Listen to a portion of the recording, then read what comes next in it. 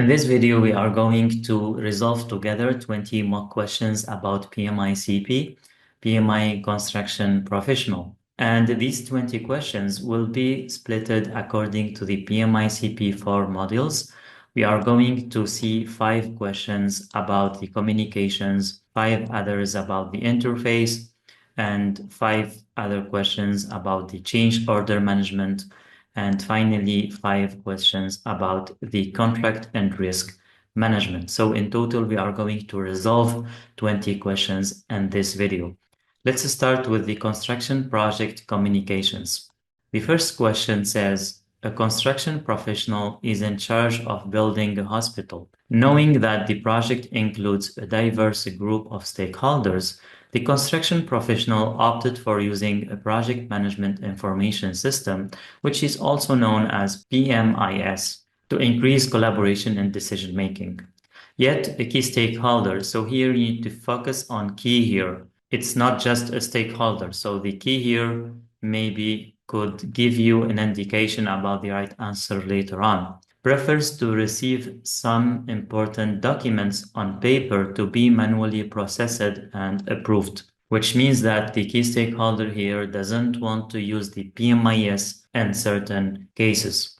What should the construction professional do in this case? A. Send the requested documents on paper for approval and keep highlighting to the key stakeholder the importance of using the PMIS. That's possible alternative. I don't see anything wrong on this. Let's check the other options.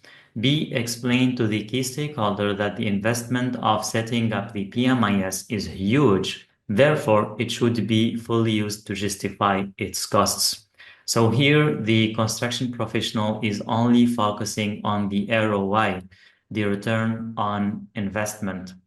And in this case, it's not the right option because the construction professional is not positively addressing the stakeholders' concern. So B should be wrong. C, explain to the key stakeholder the importance of using technology in construction and give them training on how to use the PMIS. Again, C, also the construction professional is not positively replying to the concerns of the key stakeholder, and that's why C is not correct. And D, push the stakeholder to adopt the PMIS by intentionally adding some delay when providing the paper documents. This is also not the right option. You should not do something harmful in order to push someone to do something, like try to convince the key stakeholder to use the PMIS if it's in the advantage of the project. But at the same time, since this person is a key stakeholder, you need to reply positively to their concerns and give them what they want. So that's why A is the best option among all the options we have. Let's check. Yes, the key stakeholder request to receive some important documents on paper should not be ignored or dismissed, since it's critical to engage key stakeholders by using whatever communication channels they prefer. Okay, let's review quickly the PMIS, the Project Management Information System. It's used for multiple purposes: the scheduling and planning, the team management and collaboration, budget management, control, work and performance, documentation and reporting. And for all these domains, we could have many software on the market. You can use one or many products, and you can integrate these products with each other, as you can have separate products and working independently. So these some examples on softwares that you can use in your projects. The second question, the Ministry of Transport and the Ministry of Defense started a new project to construct a military airport. During the execution, the general contractor received a submittal from the Ministry of Transport concerning one of the deliverables. After 2 weeks, the general contractor received another submittal from the Ministry of Defense concerning the same deliverable. While the two submittals shared numerous similarities, certain distinctions caused a lot of confusions. What could be the reason for such an issue? A. Lack of trust. B. Delay in receiving information. C. Missing of a stakeholder communication plan. Or D. lack of an appropriate governance structure. As you can see here, we have two entities, and those two entities, they produced a submittal independently and they pushed them to the general contractor. So here the general contractor received two separate submittals with different informations. This means that the general contractor will not know what submittal should be followed, which means that there is a flow in the decision making, which means systematically that we have a problem in the governance structure. So the right answer here is D. Let's check the right answer. Yes, governance structure entails the definition of roles and responsibilities. Since the two ministries sent submittals concerning the same deliverables, most likely they are not aligned.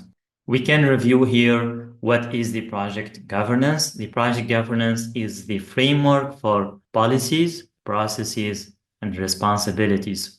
Since we have the two ministries sending the same submittals, they are not agreeing about the responsibilities, and there is some flaws in the processes. So we should have only one entity or committee that sends submittals, and these submittals should be approved by the two ministries instead of having two ministries working independently on a facility that is supposed to be for both entities. So the project governance ensures that the project is aligned with the objectives, executed efficiently, and delivers expected outcomes. Let's move on to the next question.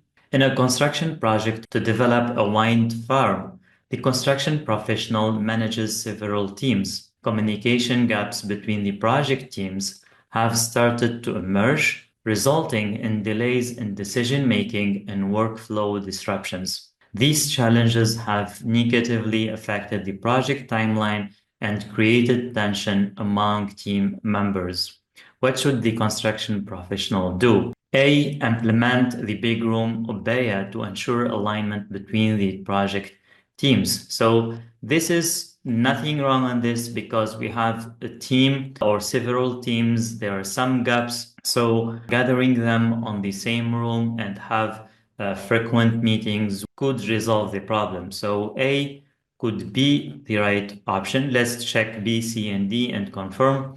Use email updates to exchange information. So here, if we compare A and B, obviously A is much better because B here is not a synchronous communication way. And by reading the email, you need to wait for the reply, and it's not that effective if we compare it to the big room. Let's check C. Document the issue and until it becomes more significant. This is obviously a wrong option because it's a reactive option, and the project manager should be always proactive. So that's why C is not correct.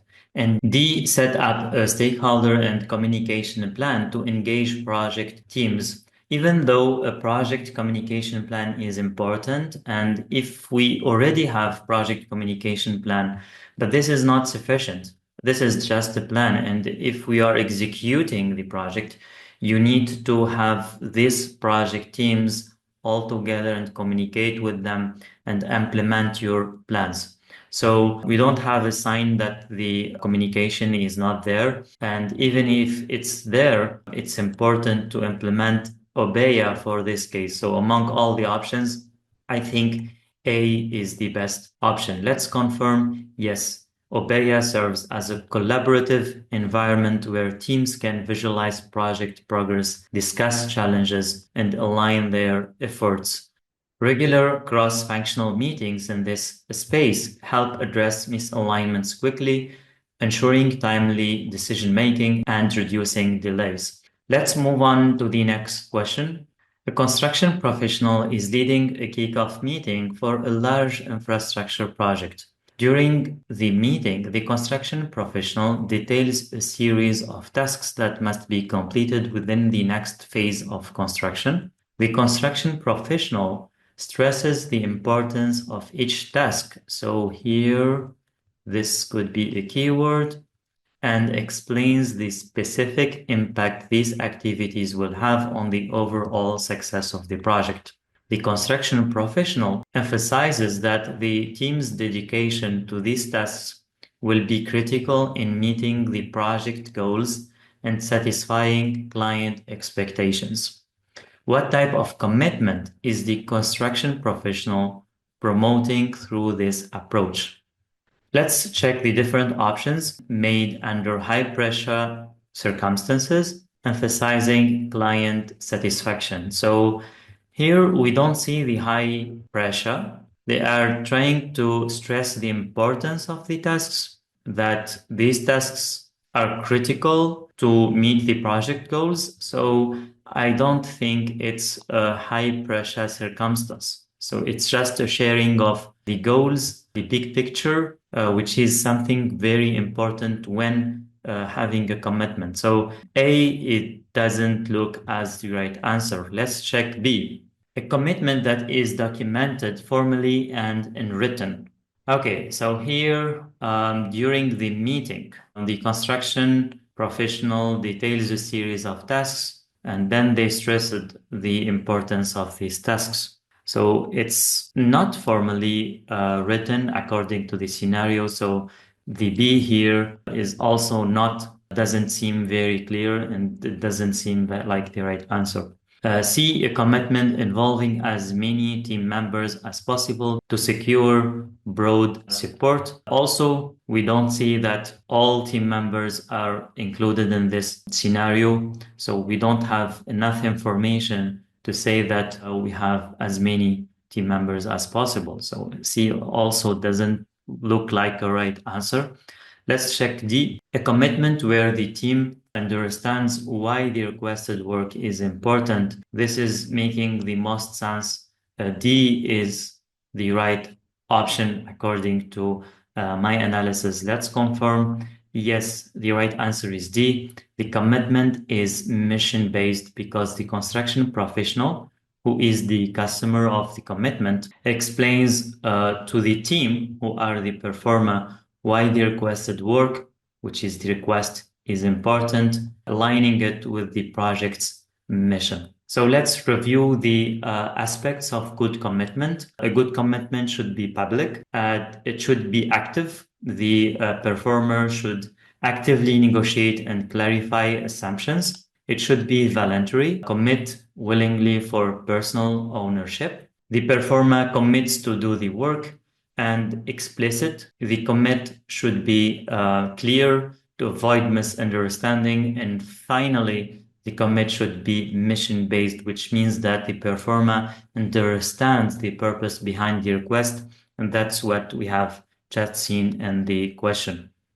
Let's move on to the next question. A construction project is facing challenges with team communication as it enters a critical phase. Misunderstandings are causing delays and impacting overall efficiency.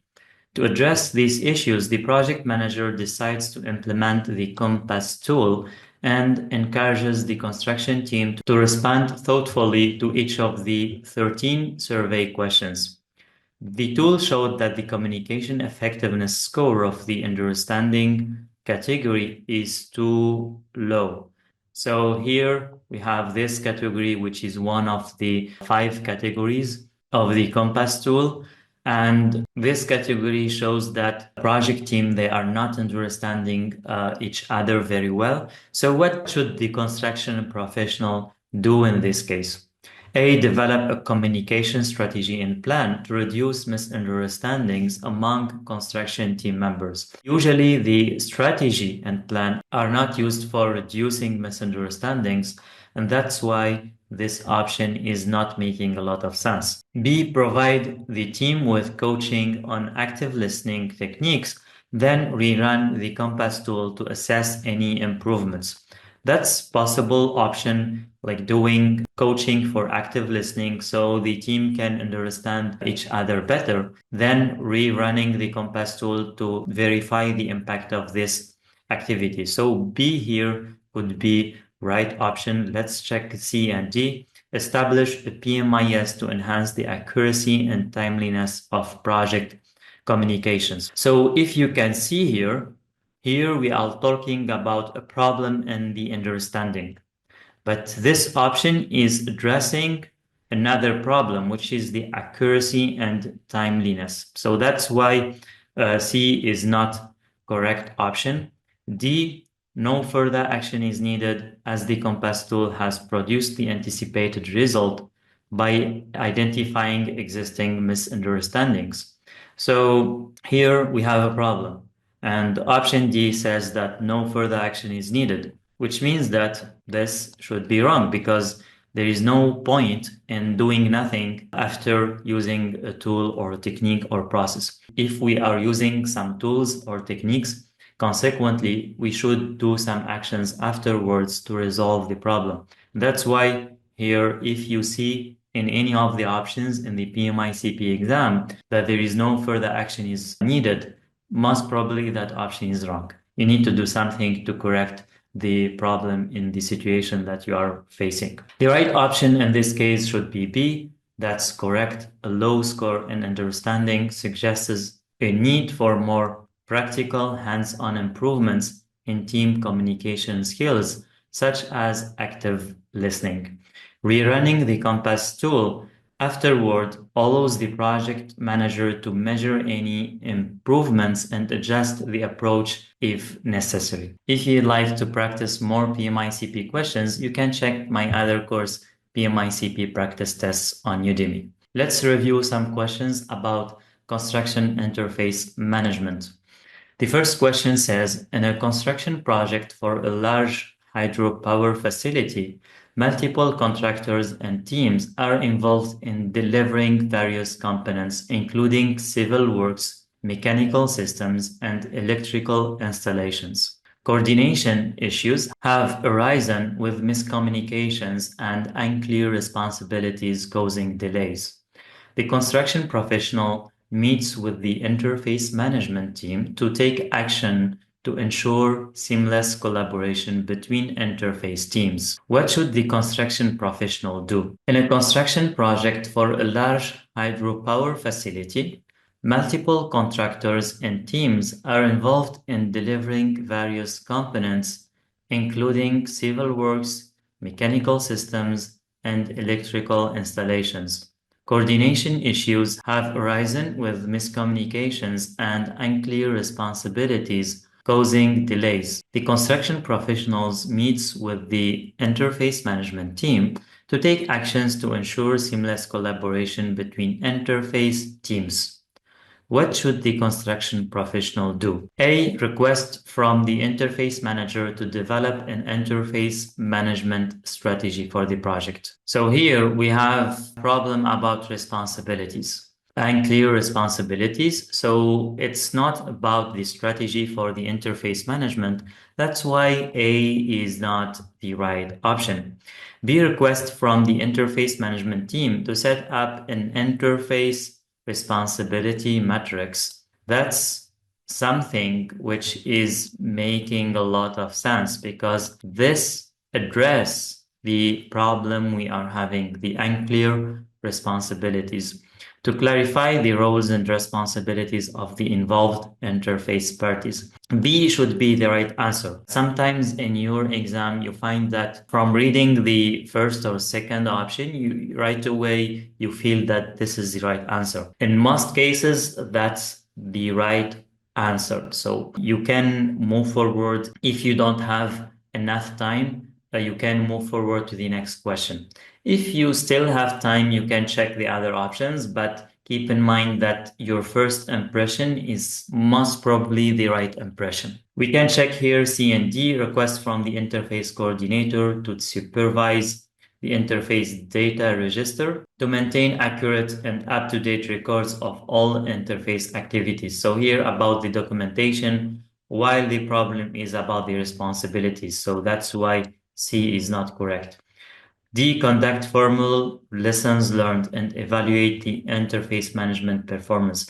You can see that here we have problem with responsibilities, but here D is about lessons learned, which is usually done in the close-out phase. So D obviously is not the right option, and the right answer should be B here, an interface responsibility matrix clarifies the roles and responsibilities for all interface parties. Excellent. Let's move on to the second question. A construction professional is assigned to oversee the development of a multi-use sports complex. The project involves multiple stakeholders, including architects, civil engineers, mechanical contractors, and an interior design team. To determine the appropriate level of interface management required, the team uses the Interface Complexity Assessment Tool, the ICAT tool. After completing the assessment, the project receives an interface complexity factor of 1.78. What should the construction professional do based on the ICAT findings? So here, just you need to keep in mind that this complexity factor is from 0 to 2. And 0 means very simple interfaces. 2 means very complex interfaces. And here is an explanation of the different levels. And our score here, 1.78, is in this category, which means that we are having complex interfaces. And based on that, we need to implement interface management fully and try to use software, try to use dedicated team for interface management, etc. So let's check among all the options the full implementation of interface management. A, here we have implement a basic level. This is wrong. B, skip formal interface management. This is wrong. C, adopt an advanced interface management framework, including a detailed interface data register and frequent cross-disciplinary coordination meetings. This is the right option. And D, implement a moderate level. The right answer here is C, because we are pretty much sure that according to this ICAT tool, we are in a situation of complex interfaces and we need to implement interface management fully. Okay, let's move on to the next question. During the planning phase of a construction project to build a construction hub, interface points between multiple stakeholders as structural engineers, transportation planners, and municipal authorities revealed conflicting requirements. For instance, the transportation planners prioritized increasing passenger capacity, while the engineers focused on minimizing structural leaks, and the municipal authorities insisted on strict adherence to local environmental regulations. These conflicting interface requirements made it challenging for the construction professional to create a comprehensive plan that satisfied all stakeholders. What should the construction professional do to establish common ground? Let's check the different options. Build focus groups involving concerned stakeholders to discuss and resolve conflicting interests. This seems good, like having them all on the same table to resolve these conflicts. So A could be the right option. Let's check other options. Create a document outlining the different perspectives and ask conflicting parties to review and provide feedback. This is not effective because the different parties will not discuss in real time with each other. So I don't think B is effective. And if we compare A and B, A is better because A helped to establish common ground, but B is not effective in this case. C, allow each stakeholder to individually document their requirements, then merge all inputs to create the project scope. This is not going to resolve the problem. It could not create a common ground between all the parties, and it doesn't resolve the problem of having conflicting requirements. How you can put all this in one project scope if we are having like conflicting requirements? That's not feasible either. D, use the construction professional's legitimate authority to decide which requirements should be prioritized. This is also not a good option. You should not be authoritarian. And if we see all the options, A is the best option. Yes, building focus groups facilitates open discussions among interface points, allowing them to collaboratively address and resolve conflicts. Let's move on to the next question. In a built environment project, a construction professional identified 26 interface points. Among these interface points is the installation of windows within the walls. This particular interface requires precise coordination between the general contractor team and the windows contractor team. So we have here two contractors, the general contractor and the windows contractor, to ensure the windows are aligned within the wall structure and effectively sealed against extreme weather conditions. What type of interface does the scenario describe? Soft internal, soft external, hard internal, or hard external? Since we are having here the installation of windows within the walls, so this is a physical installation,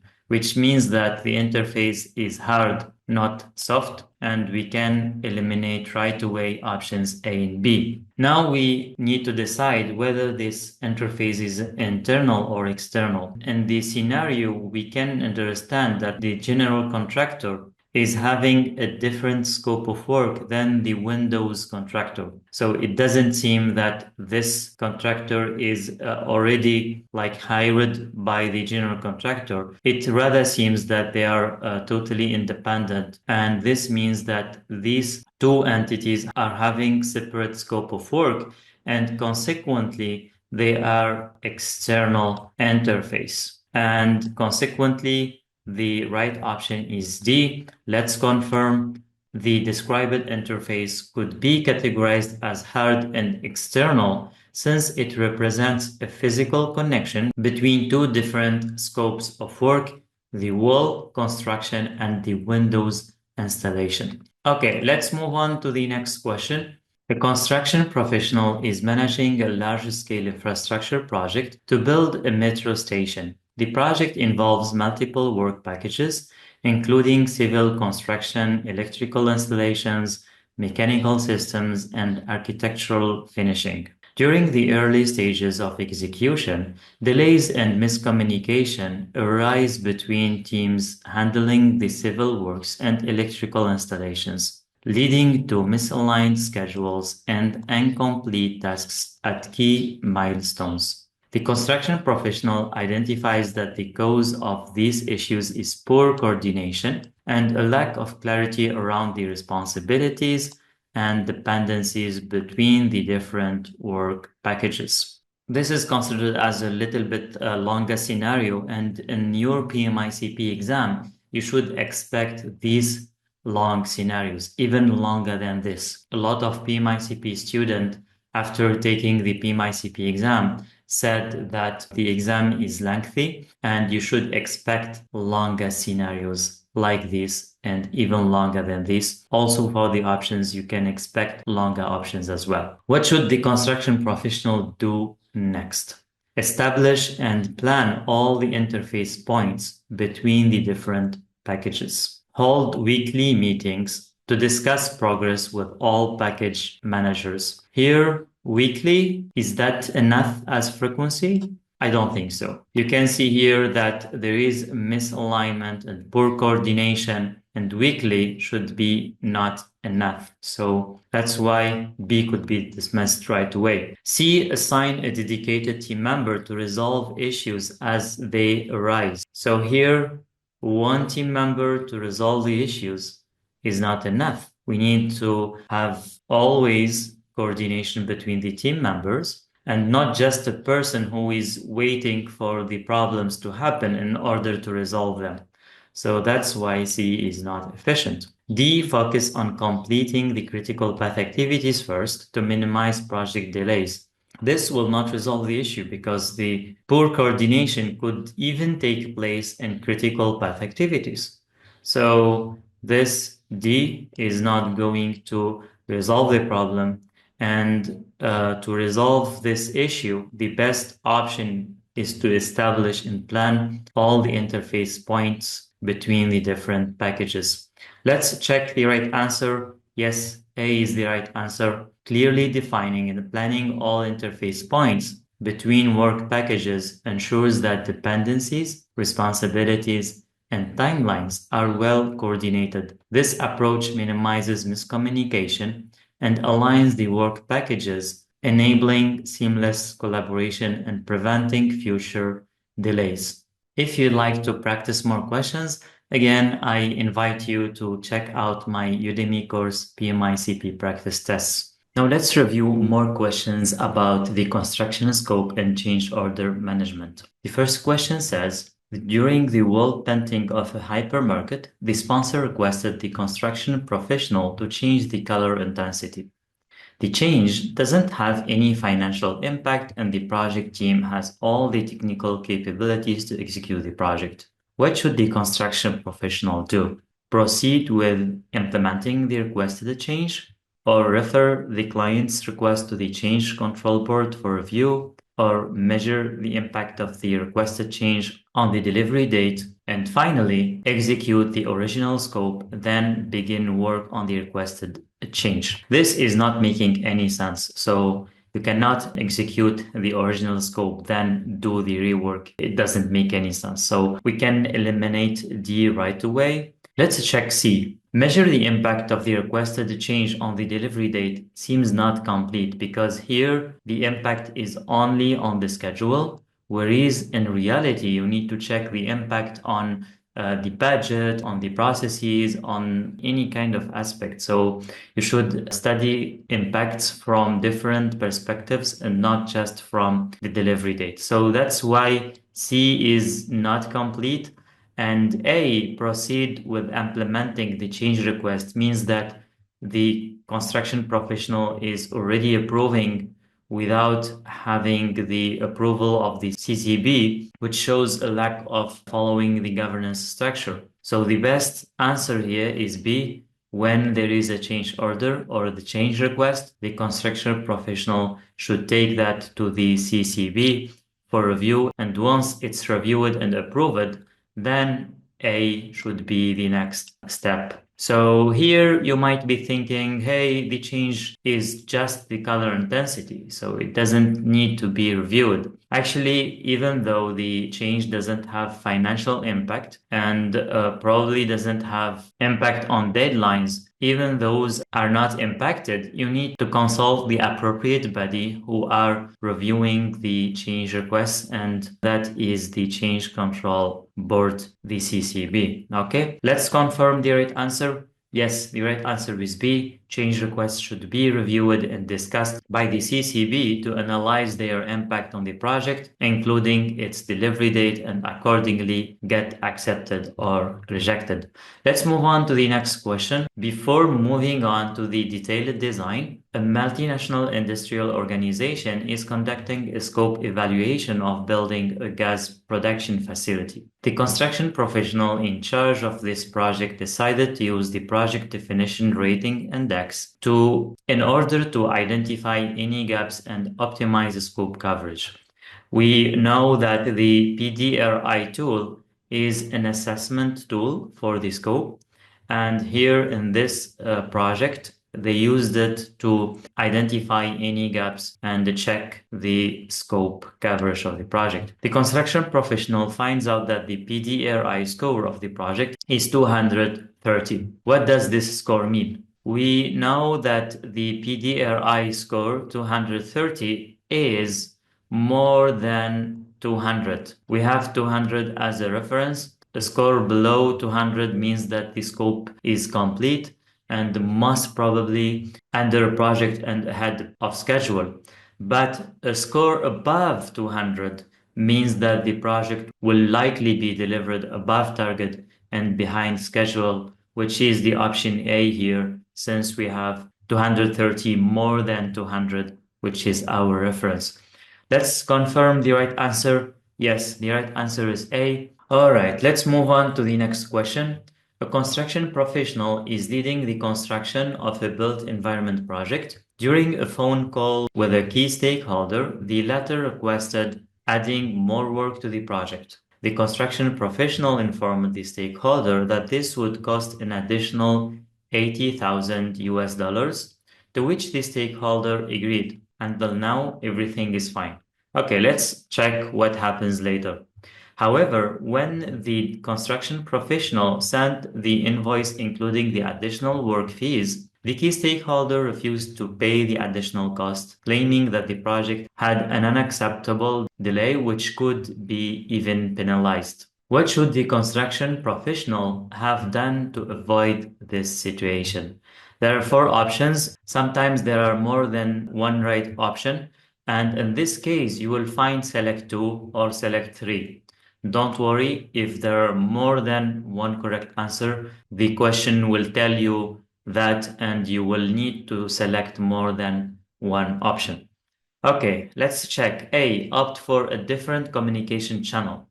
So here, what is the communication channel opted by the construction professional? Let's check. It's a phone call, and they agreed about something, and later on this information should be written. So here, the problem of the construction professional, maybe they just get verbal confirmation and things are not written afterwards, and that's a problem. So A could be the right answer. So we can here mark A as right and check the other options. Cut the scope to balance the cost of the additional work. Is it appropriate to cut the scope? Maybe not. So that's why I don't think B is right. Let's check the other options. Request a lower price for the additional work. Actually, the stakeholder agreed about this 80,000. So it's not the problem of having a lower price or higher price. That's why I don't think C is the problem here. D, request more time to execute the requested work. That's possible because you see here that the construction professional agreed about the additional work and they just took into consideration their cost. They didn't take into consideration the time taken to make this additional work. And that's why they get into delays and the stakeholder was unhappy with this delay because this change order was not analyzed enough from different perspectives and particularly from the schedule perspective. So I think D could make sense and A as well could make sense. And let's confirm, yes, the correct answers are A and D. This situation could have been avoided if the construction professional had used formal communication when discussing and approving changes to the contract terms. Furthermore, the construction professional had only analyzed the impact of the change on cost and did not thoroughly analyze its impact on scope, time, and resources. Okay, so let's move on to the next question. A construction professional is leading the construction of a new hospital. The project is halfway through its scheduled time frame. The construction professional monitors the scope along with other project constraints and thinks that overall the project seems to be on track. So here the construction professional is supervising and monitoring and seems everything looks fine. However, some key stakeholders are concerned about potential cost overruns. What can the construction professional do to address the stakeholders' concerns? In other words, the project manager or the construction professional in this case should have some facts or some factual data to show to the stakeholders that this project is on track. And is that target value delivery, earned value management, value engineering, or the PDRI? Actually, among all these four, obviously the right answer is the earned value management system. So this is the tool that the project manager should use to assess the performance of the project and convince the stakeholders that the project is on track and there is no need for doing any change orders for the project. Let's confirm the right answer. Yes, the right answer is B. Earned value management is a project management technique that analyzes project performance in terms of cost and schedule. Okay, let's move on to the next question. A construction professional is overseeing the design phase of a skyscraper. During the planning stage, the team identifies potential risks related to structural stability. To address these concerns, the construction professional must decide on the best approach to minimize the impact of these risks before construction begins. What should the construction professional do? Let's check the different alternatives. Use drones. All right, maybe here we don't need to continue the option. Is drone using during the planning phase? No. Drones are usually during the construction phase to collect information, collect some data, and analyze those data later on to make some decisions. So right away, we can dismiss this option. B. Use virtual reality to visualize the design and help stakeholders understand the final structure. Actually, virtual reality is usually done to help the key stakeholders understand the project from 3D perspective, how it looks like, how big it is, how nice it is, etc. So it's not used for structure analysis. That's why B is also not appropriate. Use data analytics and tornado diagram to predict potential delays and cost overruns. This is not linked to the problem we are having. Here we are having a problem about risks related to structural stability, not risks about delays and cost overruns. That's why C is also not making any sense. And finally, D should be right. And let's check and confirm. Use building information modeling to simulate and analyze the structure. That's exactly the right answer. We should use BIM in this case. Let's confirm. Yes, the right answer is D. The construction professional should use BIM since it directly addresses the identified risks, allowing for proactive analysis and resolution during the design phase. Excellent. That's all about these questions in this category. If you'd like to check more questions, you can check the other Udemy course, PMI Practice Tests. Let's now review questions related to the construction contract and risk management. A construction company wins a bid to build a new airport in a metropolitan city. In the early stages of project planning, the construction professional records many risks that could have a big impact on the project cost. To simulate cost estimations, the construction professional decides to use probabilistic modeling to account for uncertainty and risks. What technique did the construction professional use? Risk registers, Monte Carlo, integrated project risk assessment, or the Delphi method. Here, what is the keyword? The probabilistic modeling. If you see this, the right answer is right away the Monte Carlo analysis. Monte Carlo analysis is used by a software and it uses multiple, maybe hundreds and thousands of iterations to give us an estimation of the impact of these risks on the project. And the right answer in this case should be B. B is the right answer. If the question doesn't mention that it's a probabilistic modeling, maybe just the key stakeholders are gathered together to discuss the different risks and they're estimating their impacts. And in that case, it could be the Delphi method. Okay, but since we are using the software and a lot of iterations, here we are talking about Monte Carlo. Let's move on to the next question. A construction professional is managing the development of a logistics warehouse for a retail client. Despite thorough front-end planning, the project encountered challenges in coordinating with suppliers and procuring essential materials on time, resulting in a 20-day delay beyond the agreed completion date. The client claims that delay has caused financial losses due to postponed operations and requests reimbursement. The construction professional agrees with the client's request and must determine how to address this concern while adhering to the contract terms. What should the construction professional do next? Here we have a situation where the client says that the delay was impacting their work and they refer to the contract to get reimbursed for these delays. So what contract should be reviewed for the reimbursement?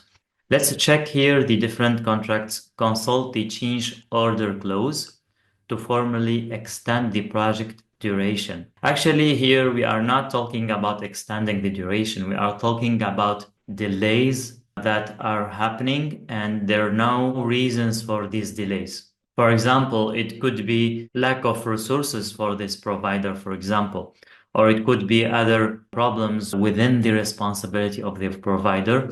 And in this case, we are not talking about change requests or change orders in order to extend the project durations. We are talking about delays caused by the provider, and these delays are not agreed upon between the two parties. So that's why A is not correct. Let's check B. Consult the liquidated damages clause to evaluate the financial penalties outlined for project delays. That's correct, because here they both agree about the problem and they are now in the phase of determining how to address this concern, which means how to reimburse the client for the loss. So in this case, liquidated damages is the right clause. Let's check the other options. The force majeure clause. Here, there is no indication in the question that there is any force majeure in the situation. So that's why here it's not correct. And D, consult the dispute resolution clause to outline steps for resolving the client's claim. Here, dispute resolution, if there is a disagreement. But here, both are agreeing about things. So the right answer should be liquidated damages. Here we can see the difference between the dispute and the liquidated damages. Here the client says the delay has caused us financial losses. If the construction professional says it's not our fault, then we are talking about dispute resolution clause. But here in our case, the construction professional says you are right. That's our fault and we will reimburse you. In this case, they should both check the liquidated damages clause to resolve this problem. Let's move on to the next question. For a new built environment project, an owner wants to adopt a delivery method where they can achieve greater cost certainty by sequencing the phases and minimizing overlap. On the other hand, the owner accepts the risk of completing the project behind the schedule. What delivery method should the owner adopt? Design, bid, build, design, build, construction management at risk, integrated project delivery. Here we can use the elimination approach. The design, build, and the integrated project delivery are accepting overlap. We could have a lot of overlap in these two approaches. But here in the question, the owner wants to minimize overlap. That's why B and D could be eliminated right away. Construction management at risk. Usually, this development approach implies having a guaranteed maximum price, and also the owner usually doesn't accept the risk of completing the project behind schedule. That's why C is also could be eliminated. And the right answer should be A in this case, the design, bid, build. This is the traditional way of developing construction projects, and the owner seems that they would like to stick to this delivery approach. Let's confirm the right answer. Yes, the design, bid, build is the delivery method that fulfills the owner's needs. Excellent. Let's move on to the next question. A construction professional is in charge of managing the construction of a new bridge. During the planning phase, a subject matter expert informed the construction professional that during the month of July, all of the bridge construction work had to stop, taking into consideration the past history of river flooding due to hurricane season. Later, the plan was approved to pause the work during that month. This decision is considered as risk acceptance, transfer, mitigation, or avoidance. Okay, let's eliminate one by one. Acceptance is not correct because if it's acceptance, we will do nothing. We will not pause the work. We'll do nothing. We will just wait until the risk takes place. And if it takes place, we will deal with it. That's what it means, acceptance. And here A is not correct because we paused the work, we did something. That's why it's not A. B, risk transfer. Risk transfer is usually when you transfer it to an insurance company. And since we don't have any insurance company here to which we transferred this risk, B is also not the right answer. C, risk mitigation. Here, mitigation if you reduce the likelihood of the risk. And in this case, we are not reducing. We are not, like, for example, building some protection or doing something to protect the site, or we are going to pause the work completely to avoid having any impact on the structure or on the resources. And that is considered as a risk avoidance. We are not accepting any risks. That's why we paused the work during this month. Let's check the right answer. Yes, the right answer is D. The decision to stop the construction work during July means that the construction professional tries to avoid the risk rather than accepting it. Okay, let's move on to the next question. Match the activities with their right contract life cycle stage. Here we have the 5 contract life cycle stages: the discovery, pre-award, proposal process, contract management and execution, and finally contract closeout.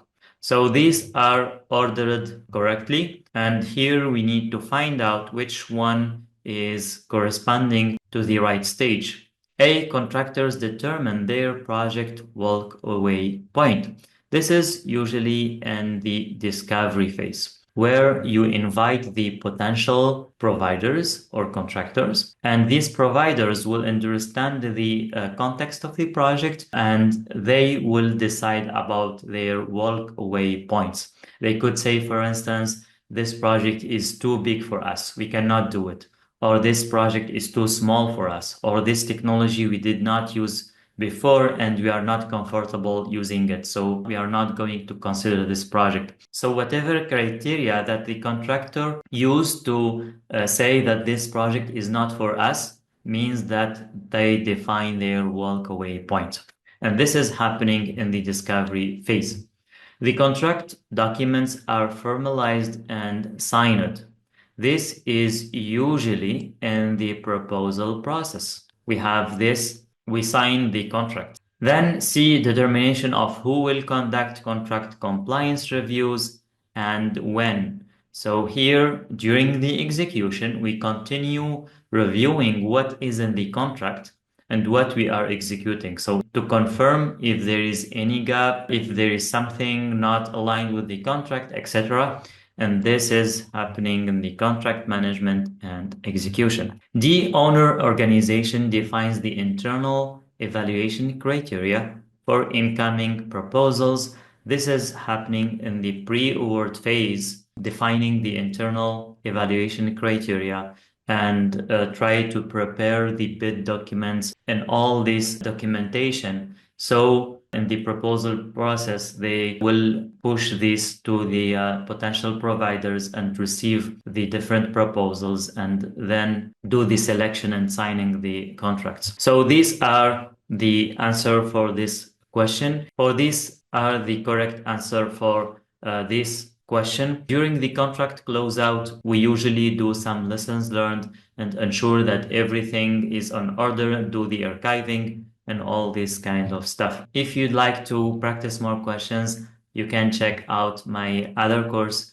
PMI-CP practice tests.